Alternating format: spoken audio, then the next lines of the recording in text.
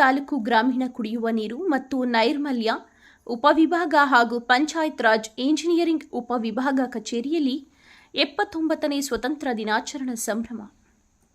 Malur taluk panchayat Raj engineering ಉಪವಿಭಾಗ ಮತ್ತು ಮಾಲೂರು ಪಟ್ಟಣದ ಸಹಾಯಕ ಕಾರ್ಯಪಾಲಕ ಇಂಜಿನಿಯರ್ ಹಾಗೂ ಮಾಲೂರು ತಾಲೂಕು ಗ್ರಾಮೀಣ ಕುಡಿಯುವ ನೀರು ಮತ್ತು ನೈರ್ಮಲ್ಯ ಉಪವಿಭಾಗ ಸಹಕಾರದಲ್ಲಿ 79ನೇ ಸ್ವಾತಂತ್ರ್ಯ ದಿನಾಚರಣೆಯನ್ನು ಧ್ವಜಾರೋಹಣ ಮಾಡುವ ಮೂಲಕ ಸರಳವಾಗಿ ಆಚರಿಸಲಾಯಿತು.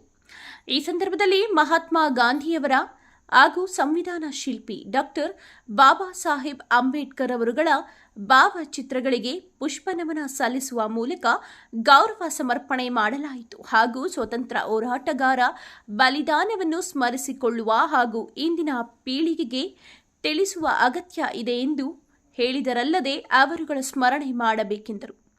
ಅಧಿಕಾರಿಗಳು ಮಾತನಾಡಿ, ಶಾಸಕ ಕೆವೈ ನಂಜೇಗೌಡರ ಸಹಕಾರದಿಂದ ತಾಲೂಕಿನಲ್ಲಿ ಸಾವಿರಾರು ಕೋಟಿಗಳ ಅಭಿವೃದ್ಧಿ ನಡೆದಿದ್ದು, ರಸ್ತೆಗಳು ಹಾಗೂ ಚರಂಡಿಗಳು ಮತ್ತು ಅನೇಕ ಅಭಿವೃದ್ಧಿ ಕಾರ್ಯಗಳು ನಡೆಯಲು ಸಾಧ್ಯವಾಗಿದೆ ಎಂದು ತಿಳಿಸಿದರು.